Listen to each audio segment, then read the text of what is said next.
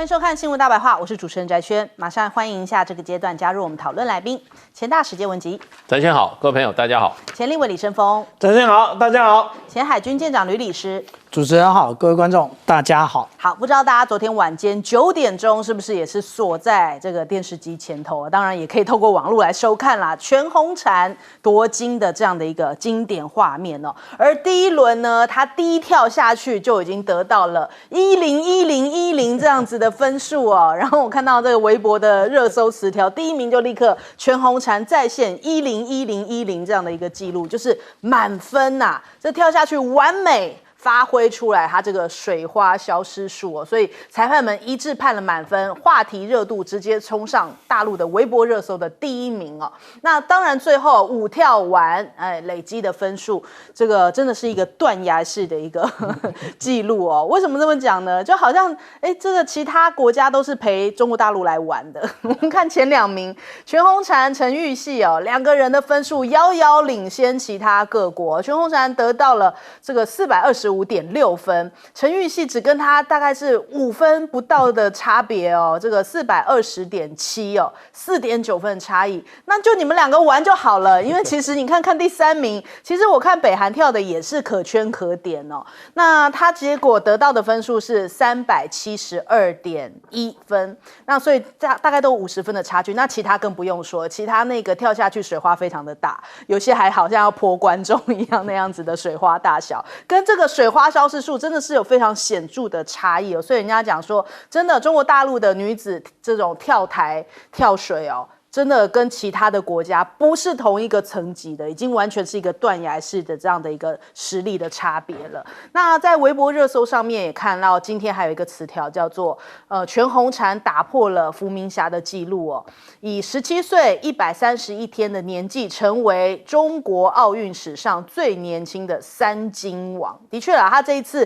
又拿下了2金，再加上上一次奥运的1金哦，3金王这样子拿下来，很多甚至还有外国的一些媒体在讲说，全红婵是不是外星人啊？怎么那么厉害啊？已经开始就觉得说他是不是异于常人？那全红婵讲说，其实我不是你们所说的天才哦，我都是练的，一遍一遍的练。在上一次东京奥运之后哦，他说他的身体有一些变化，体重也变了，所以他这5次的跳跃，其实这不同的姿势全部都有重新再练过。他又在自己经历过了低潮，然后再找到了自己的方法，再重回巅峰哦。所以并不是说天才，然后天生就很厉害。他说他是一遍一遍这样子练出来的，所以这个也是创造了一样的一个话题哦。但是另一方面，我们也来看昨天。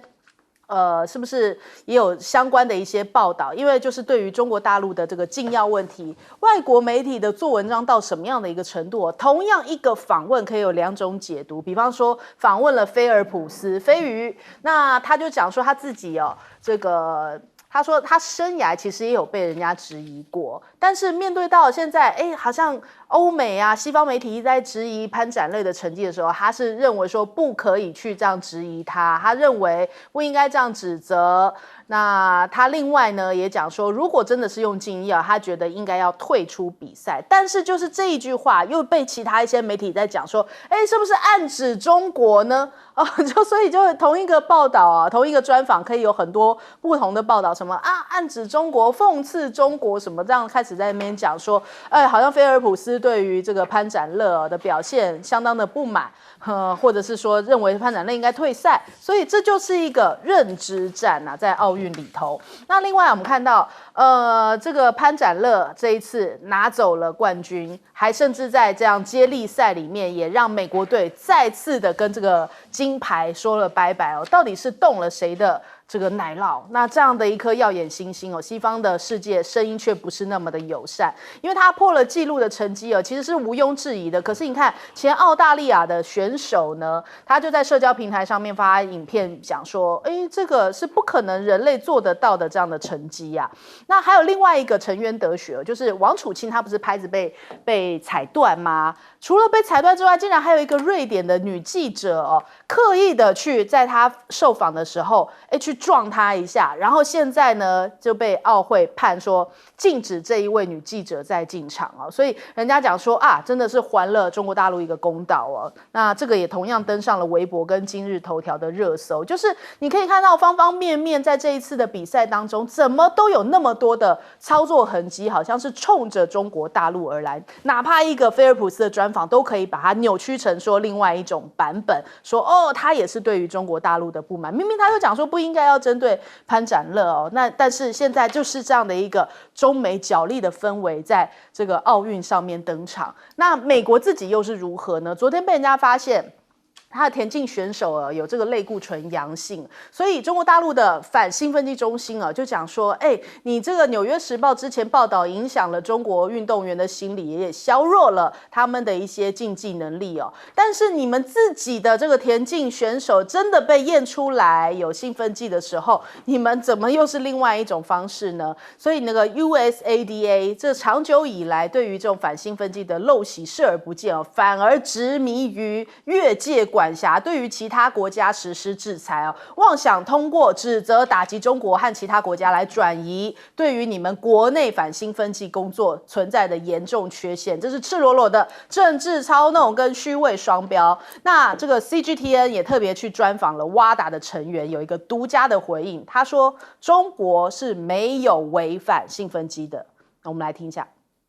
We completely and we fully trust what the statement from the WADA that there were no infringement to the no violation of the anti-doping rules. So that was clearly the conclusion of the WADA, also with independent prosecutors and so on. And so we believe that the WADA is a very strong organization, well organized, that we can trust. And so there is no reason to doubt about the WADA's position regarding this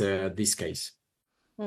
所以现在其实为什么这一次感觉好像奥运场上特别有这样子，好像一直针对中国大陆呢？我们看到复旦大学教授沈毅就讲说，竞技运动就是大国竞争的缩影，巴黎奥运只是开始这是第一次中美战略竞争背景下举办的奥运差不多从2017年开始，就是这个中美战略竞争这个贸易战的这样的一个局面开始形成。那大概这2-3年，让大陆人彻底的了解说要放弃幻想，认为这个中美的关系已经正式进入到一个战略竞争的状态。那对于中国人来说，可能需要做好思想准备也就是说，类似本届奥运出现的这样的问题跟现象，未来会成为历届奥运的一个常态，就如同像是打压华为这样的方式，会在各个类别、各个赛场、各个行业通通上演。美国全面性的要开始对于中国大陆的围堵，奥运也只是一个缩影而已。我们来问一下介老师怎么看？第一个，我就觉得这个菲尔普斯，他都已经不是现役的这个选手他干嘛在那边一直发言呢？对不对？这个说三道四，他也不在现场，他也没有任何他也没有参加任何药检的工作，他也不在现场，他做的这些事都是针对性的。都是针对这些都是针对中国大陆来的。我觉得他这个基本上已经失去了一个运动员应该有的立场了啦。对，那他有批评过别人吗？请问一下，他批评过别人吗？他有替这个站在一个很公平的角度来评论过吗？都没有嘛。对，他讲话都是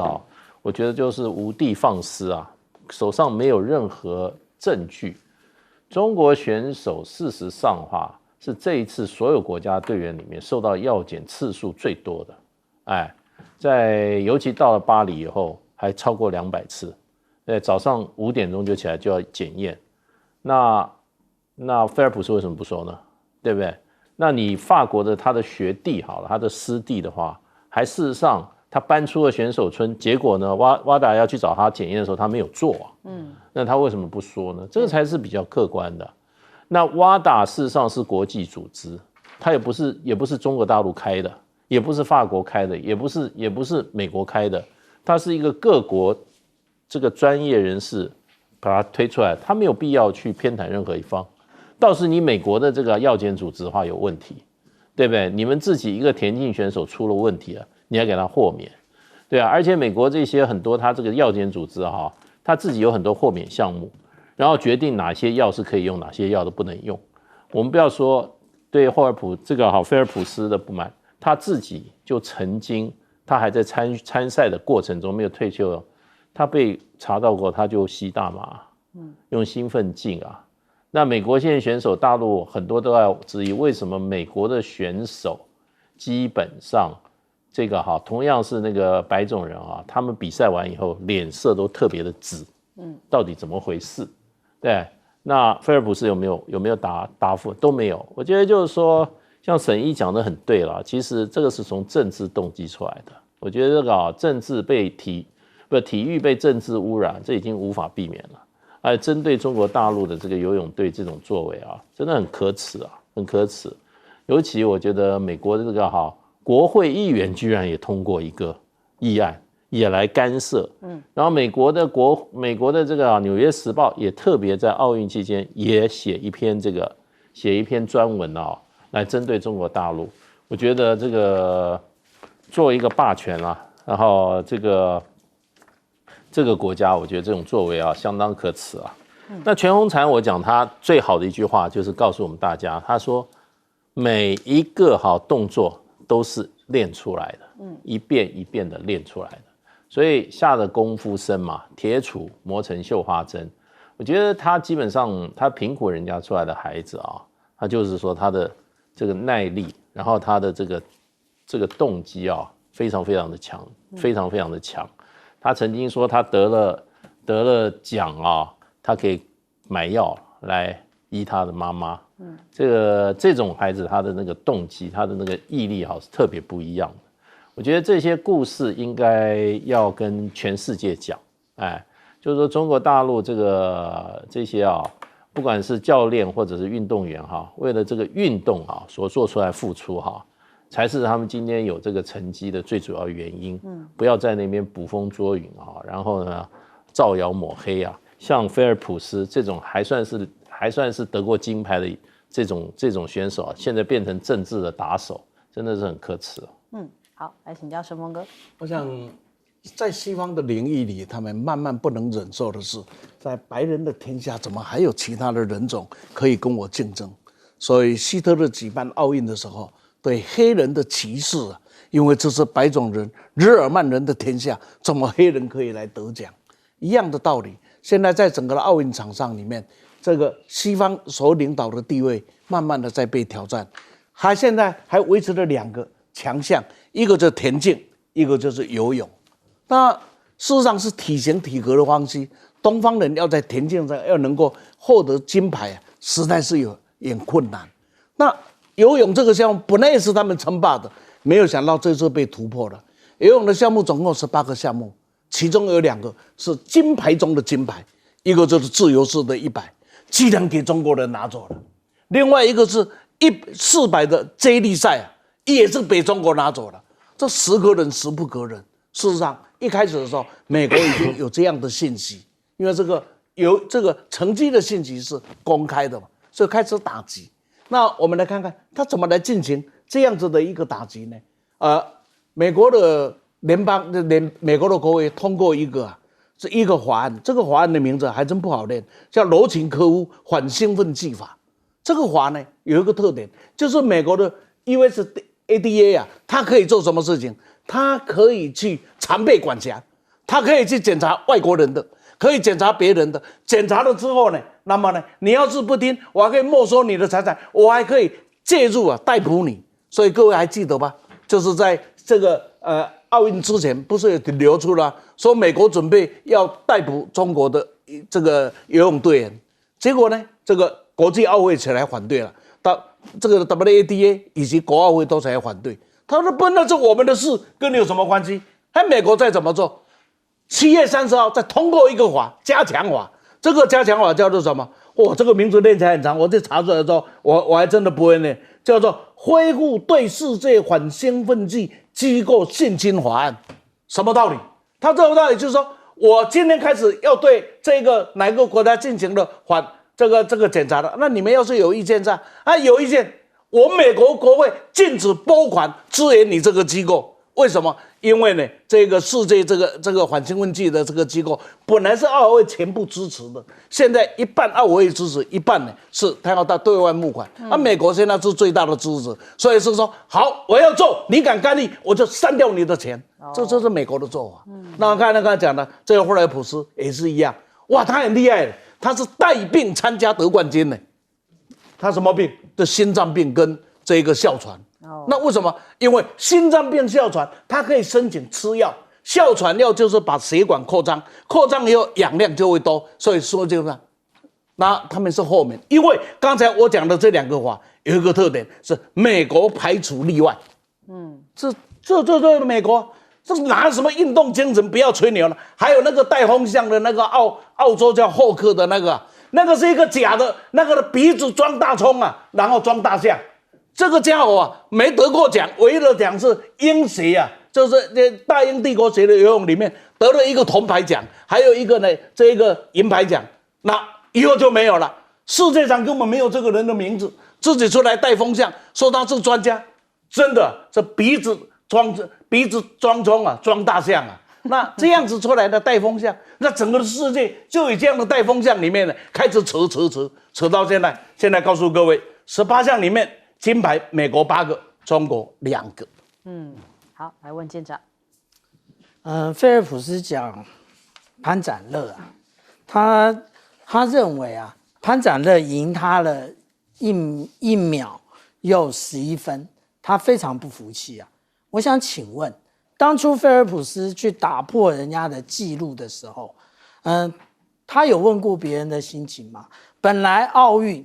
的这一些记录就是高悬等着打破的，那被打破应该是英雄惜英雄啊，干嘛要如此这样说呢？而且你既然用了这么样的高标准，说药检被验出就应该终身禁赛。好了，现在美国有一个男子200公尺的选手药检有问题，是不是由美国队先做个示范呢？一定不示范的，为什么？因为就是双标，然后他们什么都可以，别人就是刚刚那个我们讲到说，一共中国大陆队到游泳队啊，他一共也不过才31个人啊，从年初一直1月一直做到现在，一共做了600次的药检。我想请教一下，美国队你到底做了几次的药检呢？现在所有全世界的这些欧美的媒体啊，都利用他们强势的，无论是电子媒体，无论是网络媒体，都在利用他们的话语权，建构一个好像中国大陆都是靠吃药，然后才有今天的好成绩的，是这样吗？这根本就是认知作战。如果是，那我们就讲游泳队好了。这600次的药检早就已经挑出问题来了。那为什么都没有挑出问题来？就确定了现在的中国大陆游泳队事实上是实打实的拿到这些金牌。我们讲很多的这些冠军选手啊，讲无论是全红婵啊，或者是陈玉汐啊，或者是郑崇文，这一些人为什么现在都可以一个一个的露出苗头？因为我们那个中国终于有时间可以培育我们下一代的选手，而不用再打仗，也不用再饿肚子了。这一个也就是炎黄子孙不输人的，你们不要没见过世面。好，我们先休息一下，广告之后马上回来。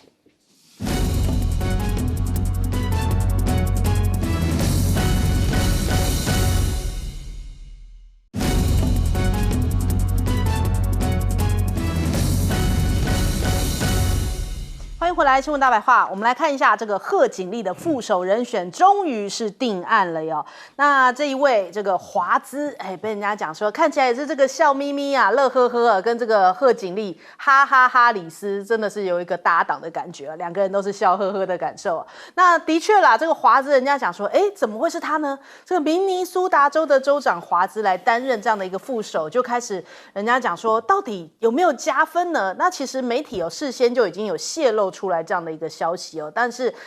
当他宣布的时候，贺锦丽又立刻通过各个管道开始这样子来造势、来官宣，然后也希望说大家一起来帮助他们来打败川普组合哦。那在他的竞选的官网上面贴出来跟华资的这个募款，也讲说有了你们的帮助，贺锦丽跟华资已经准备好要赢得这一场选举了。我们从未如此需要团结一致来击败川普。现在就请大家来这个抖内一下，来捐款一下。那为什么会是选华资呢？人家讲说，感觉起来好像民调上面他的这个知名度还没有另外一位宾州州长夏皮洛来得高哦。他在宣布这个副手前做的民调，其实有71%的受访者是没有听过华资哦，所以对他也没有特别的印象。那外界觉得说，明明是这个夏皮洛好像比较受欢迎哦，怎么反倒去选了华资呢？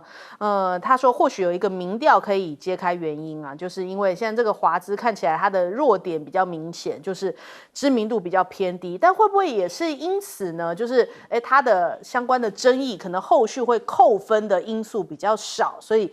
是不是因此而选了这样的华资角色作为一个无声的副手，或者是笑眯眯这样子给人家印象好的一个副手哦？那再来我们看看这个华资哦，其实呢他也有他犀利的一面。人家讲说他在这个对于川普的时候，他也是很犀利的批评哦，还有骂过他是怪咖，甚至他骂川普是怪咖的片段还在网络上面是一个爆红的影片点击率相当的高。他也对于这个范斯也有犀利的批判哦，我们来听听看。I got to tell you, pointing out just an observation of mine that I made. I just have to say it. You know it, you feel it. These guys are creepy, and yes, just weird as hell. That's what you see. That's what you see. 所以他其实不论是范斯或是川普，在他口中都有一阵这个犀利的猛攻哦。那现在这个华资其实他也有这样乡土务实的一个形象哦，这意味着呢，可能从奥巴马、希拉蕊到贺锦丽这样满满的精英感哦，所以他们现在着眼说要拉高选民的共鸣，也就是说华资他耕耘在中西部多年哦，有助于保住他们这样的蓝墙。这样的分析是指出说，现在民主党要保住白宫绝对不能够失去这样的蓝墙的一个角色。那美联社也讲说，贺锦丽其实挑选这样一个中西部的州长为自己担任竞选伙伴呢，其实就是希望能够拉动这样子中西部选民对他的支持，然后来让他能够赢得这一场选举哦。那但是呢，也有人讲这个贺锦丽的战略错误就是。其实宾州才是关键的摇摆州哦，夏皮洛是州长，而且他的这个受欢迎程度非常的高，支持度高达了64%哦。华兹是明尼苏达州的州长，而贺锦丽其实本来在明尼苏达州的赢面就已经是比较高的，你已经是赢面高的，他为你的加分其实是有限的，你反倒应该是要去争取这个宾州这样的一个支持才是比较正确的一个战略这是国会山庄报的一个看法啦。那现在贺锦丽就是用一个快节奏来打这场选战被形容成说是超光速，因为呢，它现在包含了选定副手制定策略跟广告都是用压缩的方式，几周之内完成。毕竟他也是临危受命的这样子，来接棒参选嘛，所以他所有的事情都是展现快步调。人家说这也是他这个年轻的优势就是比较快速的步调，反倒让川普还找不到攻击点。现在年轻选民都是站在贺锦丽这边比较多，所以是领先川普大概4个百分点。那民调还显示，主要是在18到34岁的年轻选民里面，这个领先幅度更高，他领先了川普大概9个百分点。那哥伦比亚广播公司有提到了，其实一些摇摆州里头这个目前川普大概是50%的支持度，但贺锦丽的话大概是49%。那其他的话大概也都是在大概2到3个百分点之内。也就是说，摇摆州其实他们的距离拉得非常的近。但是还有一个很关键的因素是，共和党竟然也有大咖跳出来现在反倒倒戈去支持了贺锦丽，就说过去很后悔支持给川普所以现在喊出来要阻止川普这样的口号，也会不会造成一股效应呢？让共和党人纷纷跟着倒戈，转而支持贺锦丽，恐怕这也是后续有待观察的。这首先我们来请教一下介老师。这个华兹有人说就是说他跟那个贺锦丽比较谈得来啊。哦，对他们这个贺锦丽的决策风格，我看这个美国报纸有报道，他就说他很注重他个人的直觉跟感觉。哦，他在这个周末的时候，他分别跟3个人面试 interview，跟他们来这个当面谈啦。那3个人，一个就是华兹，一个就是宾州的州长哈。那个夏皮洛，然后还有一个就是 Arizona 的联邦参议员 Kelly 啊，3个都去谈完以后他就决定了，就是由这个华兹出任。他们笑声频率对得上，对得上，可能就是说，他们叫他们 chemistry， 他们的那个化学反应非常好，那很直觉的就决定了他。不过说实话，很多人认为他应该是要选那个宾州州长。因为宾州是摇摆州，对，那这个 Shapiro 在宾州很受欢迎。那如果说用 Shapiro， 他起码一个摇摆州他可以稳拿，那结果他不舍此途，他去挑了一个基本上就是民主党铁票州的明尼苏达州的州长，这个本来就是他的票，那他是没有发挥一个互补作用了。那这个我看那个 BBC 也很快，他就播出来，他说这个华兹他在1989年的时候他学校刚毕业的时候他这个接受这个当时美国有一个这个志工的计划，到中国的广东，我看好像是佛山第一高中当英语及美国历史的这个老师当了1年，所以说他到目前为止还会讲一点广东话，因为那边都讲广东话的。然后呢，他事实上教书回来，当时接受地方的报纸记载，他对大陆印象非常的好，非常的好。他发觉中国的人民居然他很意外，对于外国人这样子友善，而且愿意接受，没有那种违和感那另外一方面，他这个跟他的太太认识以后他们结婚以后选择的这个度蜜月的地点是中国大陆，所以呢。川普的阵营已经开始就这一点开始进行攻击了。川普阵营有说，这一点就证明了，这个华兹他是这个基本上对中国大陆是有极大好感的，所以这一点我想将来也会被他的选举他的对手拿出来痛打。那川普孙女还讲唐诗呢，自己也去过北京访问这样他怎么去打人家？好，我们来问一下盛峰哥。是这个妻子说了，他离开了之后到了美国，最后当了众议员从政，他也组织了好几次的青年，到中国大陆进行了访问交流。但是这个都不重要，因为每一个人他态度是什么？他当上了总统、副总统，有了权力之后，态度是什么？可能都变得一样。所以我们听听就好。但华兹呢，他有几个特色。他为什么选华兹，不选夏皮罗？夏皮罗大家都看得到是有利的，但是夏皮罗犹太人的身份，以及对于这个以色列支持的立场，跟现在整个的中东大战是一个未可知的变数下呢，这个是充满了太多的风险，所以显得这个沃尔兹呢，基本上是一个比较安全的一个选牌。那我们再来看呢，他跟范茨跟这个另外那个川普的这个副手范茨都有几个相同点，都来自基层，一个工人家庭，一个农人家庭，都是因为贫穷，所以要先从军，从军以后才有办法读大学。一个读了大学出来之后，然后呢变成了华尔街的精英阶层；一个呢在地方上当老师，然后选国会议员、选州长。基本上2个都是对美国来讲都是一个很好的励志性的题材，但是呢各有情况。就是在这个华尔兹，我们仔细看他的立场主张就看得出来，他是在他的这一个州里面，他立法的是2040年全州全部要绿能，所以他的立场态度基本上是左派的。所以今天民主党所有的左派的立场，他几乎是全部来接收的。那这对这个贺锦丽来讲，某种程度呢，你说是他加成。我觉得加成都于互补，这个就如同川普跟范茨一样2个人的加成效果跟互补来做。那这一场选举一定是值得可看，可看的地方在哪？反正我们呢当做局外人来看，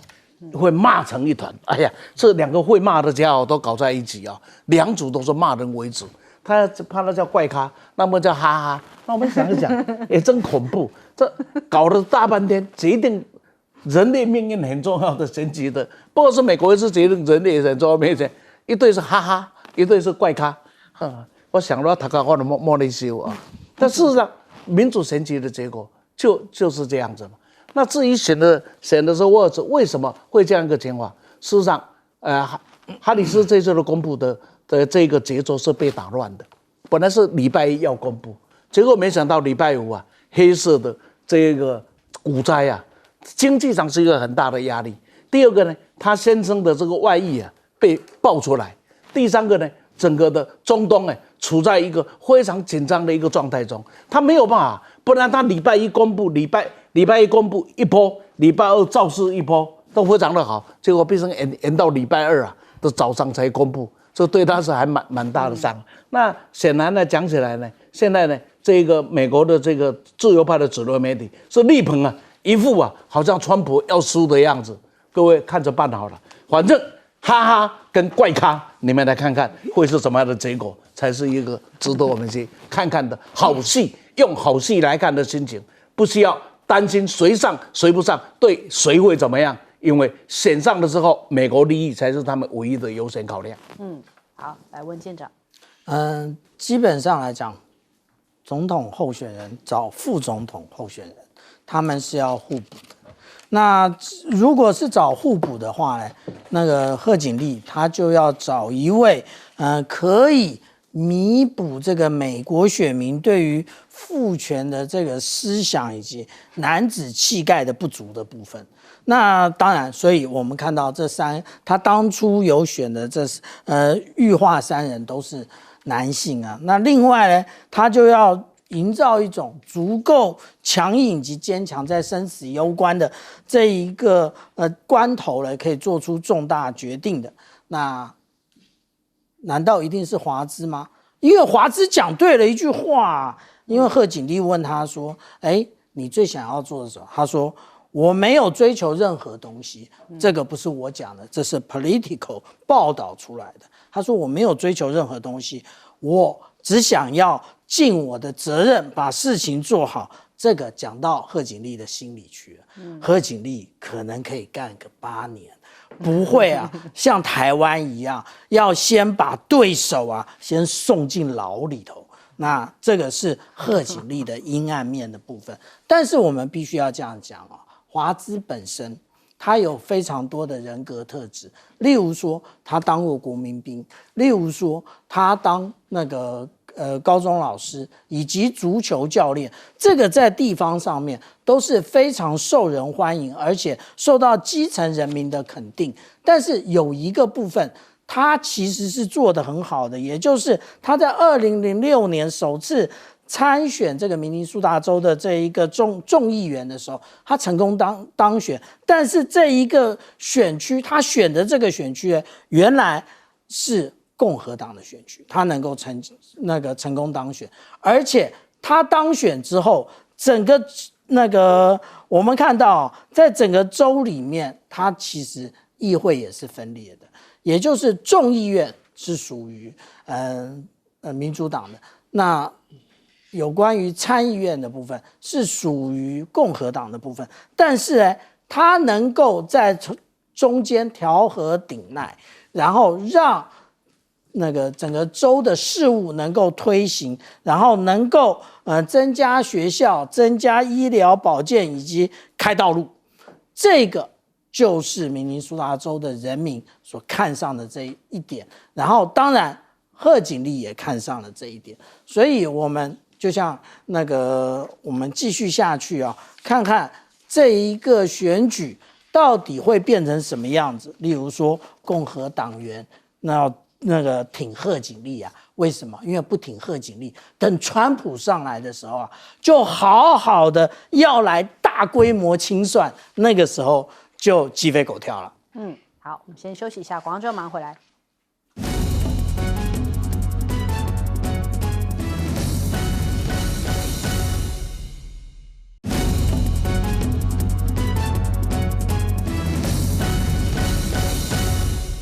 好，好，立刻来关注一下现在以伊的战事哦。现在因为已经有一些零星的这个战事发生了，那我们首先来看一下哦，现在哈马斯宣布任命加萨的这个领导人辛瓦来接替。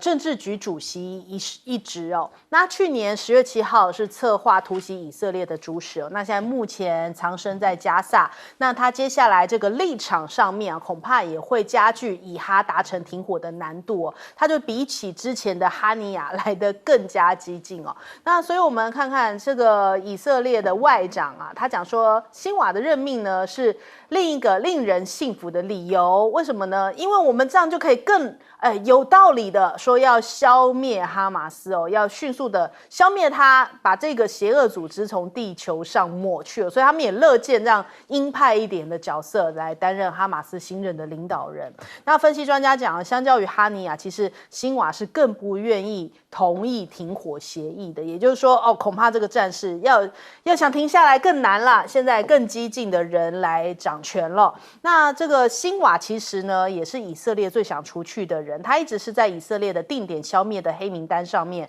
非常重要的一个角色哦。那所以以色列一直都有在注意他的动态。那会不会有可能成为下一个暗杀对象呢？不得而知哦。但是以色列现在接二连三的，好像这个动作频频哦。那我们就持续关注。那我们另外来看一下布林肯讲到，他说，他们反倒解读不太一样。他们认为哈马斯政治局的新任负责人辛瓦一直都是一个可以做出停火决议的重要人物哦，所以好像跟上面的分析又不太相同。他们还抱有一些希望这个辛瓦可以达成停火协议。那但是呢，真主党已经开始发动一连串的无人机啊、火箭的攻击哦。以色列军方讲说，现在目前已经造成了数名的平民受伤。那这个真主党消息人士说，这个还只是一个前菜而已哦，还不是真的对于你们这样子杀害舒库尔，也就是说他们的军事指挥官舒库尔遇刺身亡的回应还没有来，这个行动还没有开始，我们只是先来了一波这个小型的无人机火箭的这种攻击哦。他说报复现在才正要开始。那另外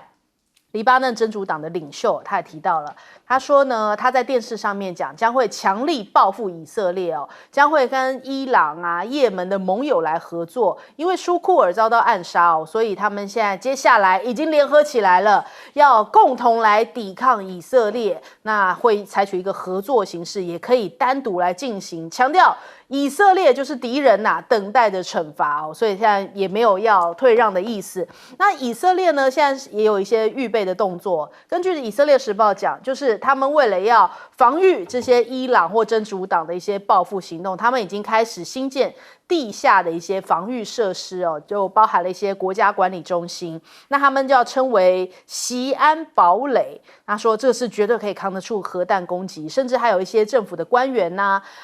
为了要躲避战火，现在已经开始转往地下，地下这个有掩体的地方来进行这个办公啊，就避免被这些突袭式的影响，可能。也预料说他们会攻击的话，会先朝这种政府机关来做一些攻击措施哦，所以他们现在已经开始因应了。再来，美国的双标哦，他们现在情报圈讲说，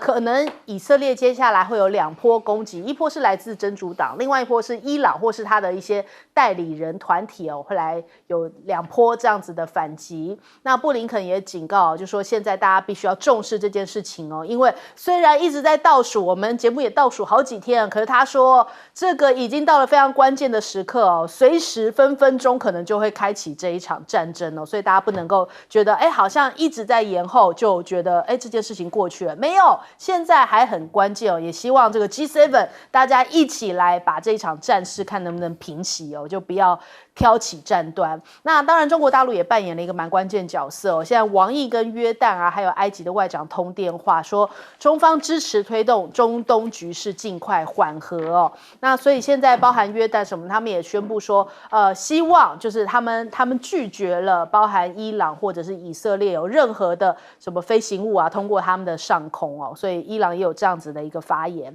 那王毅的讲法，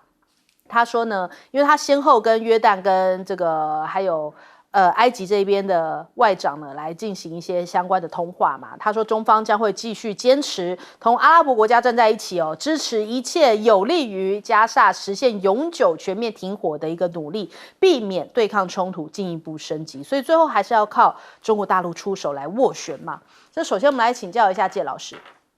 现在各界看法，尤其这个伊朗的政府，他们的这个几次公开讲话，这个一定是要开打的。现在大家就是看时间啦，然后还有就是说方式啦，然后地点那个对照组的话就是4月13号，那个时候伊朗也打过一次以色列啊。那这次一般认为就规模会变更大。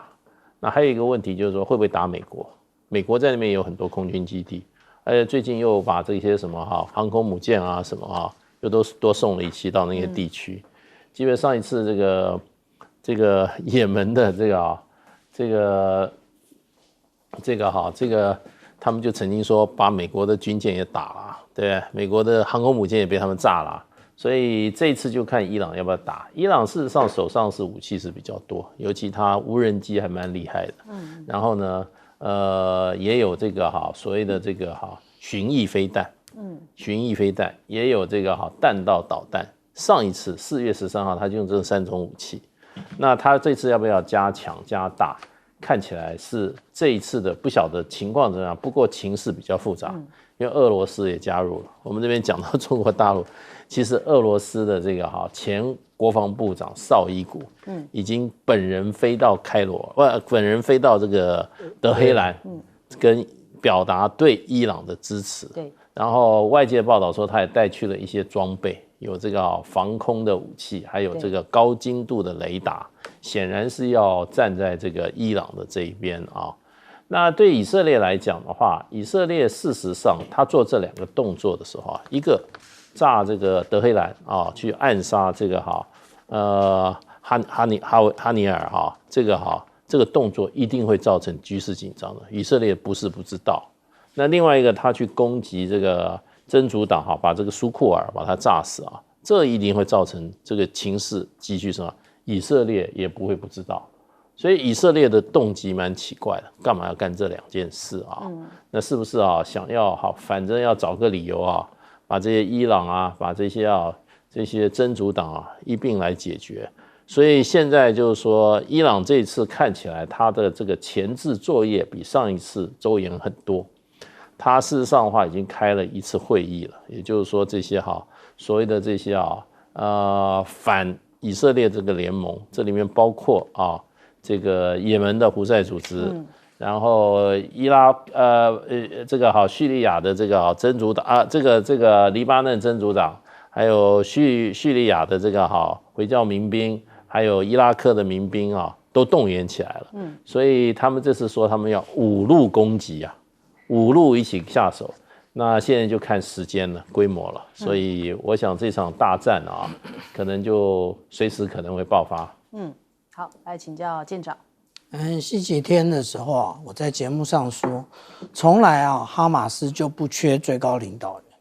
只要一个被暗杀，或另外很快的就会选出来新的领导人。果然在今天就出现了这一个新的领导人。那在这个新的领导人辛瓦的实际上来讲，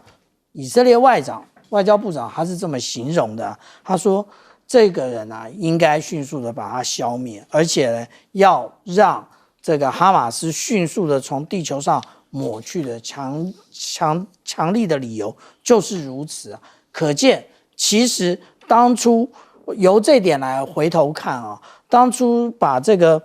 哈尼亚给暗杀，其实是一个非常错误的决定。因为他把鸽派给暗杀了，那未来只有更鹰派而已，再也没有鸽派了。然后呢，真主党呢，他的最高的指挥官来遭击毙，现在又是那个我们讲到说那个哈马斯的领导人也被暗杀，所以现在真主党的领袖就说，其实真主党跟伊朗都有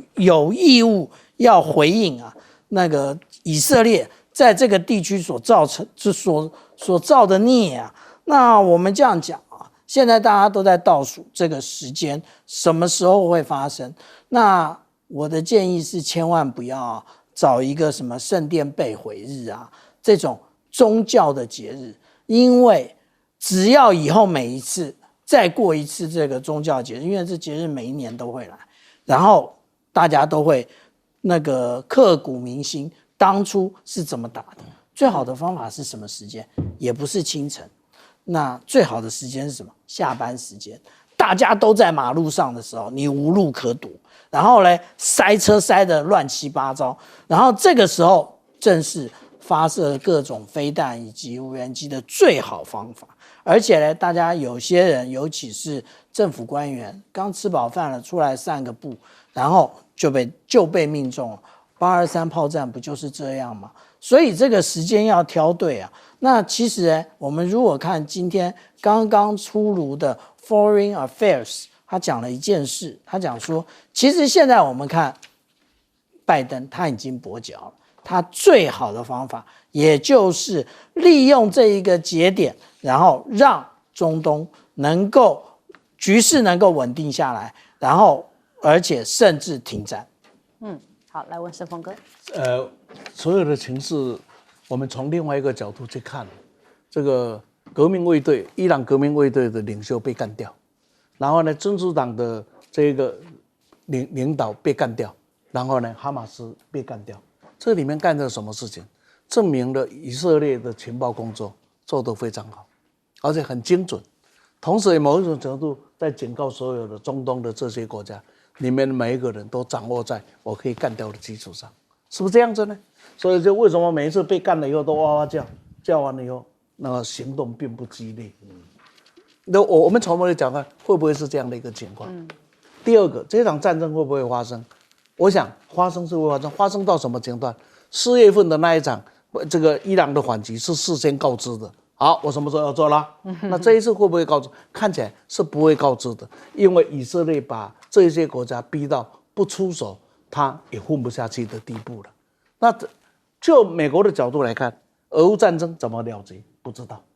中东这一把火，现在看起来没有了结的，没有了结的方法。那各位来看看呢，这个王毅为什么他先通话的是埃及跟这个约旦？因为这两个国家基本上是美国在中东里面还可以控制的国家。那美国可以控制的国家是跟以色列的关系或是比较好的一个国家。那中国大陆这时候是跟这两个跟美国比较要的国家通话，是在通什么话？是说你们不要介入呢，或是做什么？我是不清楚。但是这里面呢，它应该蕴含了很多属于国际政治里面很奥妙的地方。最后，我想再举一个给大家思考的地方：美国一发生事情，就是航空母舰在哪里？航空母舰在哪里？航空母舰就带到，航空母舰带到的地方就是伤亡，就是灾难，就是悲哀，对吧？西方一直对中东的统治就分而治之，西方一直对中东的统治里就是把你各大打来打去，然后他在那里可以掌控，武力是他要用的一个手脚。可是，在同样另外一个大国的兴起的中国，在这里处理的方法是什么？小和解，把巴勒斯坦一个14个党派把它和解起来，而且呢，尊重他法为主流，这个是很不容易的。那这个呢，西方是把它分而治之，中国把它合起来。